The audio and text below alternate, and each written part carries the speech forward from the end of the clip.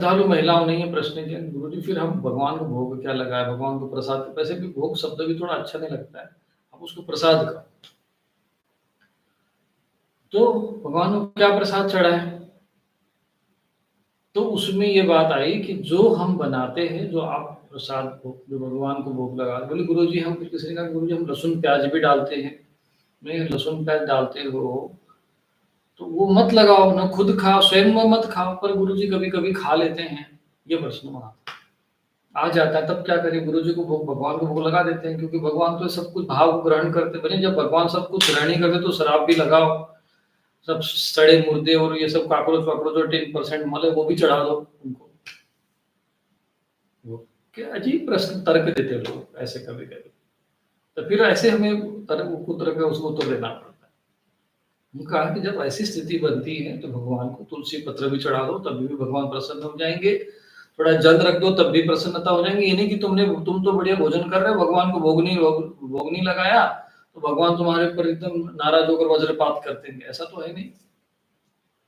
जब आपको पहली बात तो जो आप भगवान को भोग लगा सकते हो वही आप खाओ, पहला विषय ये। अगर भक्त बनते हो तो ईमानदारी से बनो, नहीं तो बिल्कुल नौटंकी मत करो, सीधी सी बात हम कहते हैं। अगर आपको सच में हृदय से भक्ति भगवान के प्रति है तो आप वही ग्रहण करो जो भगवान को भोग लगा सकते हो, उनको प्रसाद चढ़ा सकते हो। पहला सूत्र यही है कि जो भी भक्त है उसके जीवन का पहला नियम यही होगा कि जो हम भगवान को भोग लगाएंगे, लगा सकते हैं, शास्त्र में जो विधान दिया वही चीज हम करें। और साधारण जो हम लोग भोजन बनाते हैं, सात्विक भोजन है, वो भगवान को प्रिय होता है, तो अपना जो पत्र पुष्प आदि जो भी है वो फल फ्रूट आदि उनको लगाओ भोग। जो भी आप रोटी सब्जी दाल जो बनाते वो डाल दीजिए। लहसुन प्याज का प्रयोग वर्जित होता है। क्यों होता है मैं अभी अगले सत्र में मैं बताऊँ। पर अब हमने बन गया घर में, अब क्या करें महाराज, तो दूसरी चीज तो घर में होगी ना, रोटी में तो लहसुन प्याज नहीं है, चावल में तो लहसुन प्याज नहीं है, बोले नहीं महाराज, तो उसी में कोई गुड़ रख दो, उसी चावल के ऊपर घी रख दो, रोटी के ऊपर घी लगा के गुड़ रख दो, थोड़ा तुलसी पत्र रख दो, जल रख दो, भगवान को भोग लग गया। क्योंकि भाव से भगवान क्या है, भावनाओं को ग्रहण करते हो, सात्विकता होनी चाहिए, उसमें शुद्धता होनी चाहिए, पवित्रता होनी चाहिए। नहीं, भगवान को तो सब चलता है, तो फिर तो भगवान कृष्ण की शराब भी रख दो फिर। ये कोई तर्क तो नहीं हुआ ना, ये सब मूर्खतापूर्ण तर्क है। तो ऐसा नहीं सोचना कि नहीं भगवान तो भाव ग्रहण करते तो कुछ भी चल जाएगा, ऐसा कई शास्त्रों में लिखा हुआ नहीं है। जो शास्त्र का विधान ये कि भगवान को सात्विक भोग ही ग्रहण करना चाहिए, वही प्रसाद ग्रहण करना चाहिए, वही भगवान को भोग करना चाहिए। तो सात्विक आहार विहार होना चाहिए। सात्विक से सत्वगुण प्रधान से, इस शास्त्र में आता है कि सात्विकता के बिना सत्वा संजायते ज्ञान। जो भक्त होगा वो सात्विक होगा, जो ब्राह्मण होगा वो सात्विक है, जो सात्विक है वही ब्राह्मण है। ये बात स्वयं शंकराचार्य जी ने वर्णन किया। सात्विक से सत्वगुण प्रधान से ब्राह्मण से समदमादि कर्म। चातुर्वर्ण मया श्रेष्ठम का जब व्याख्या करते समय इन्होंने ये तीनों एक समानार्थी शब्द बताया, सात्विक, ब्राह्मण और सत्वगुण प्रधान व्यक्ति, एक ही जैसे बताया उसमें। और तब उनके लिए भक्ति मार्ग है, तब उनके लिए साधना का मार्ग है।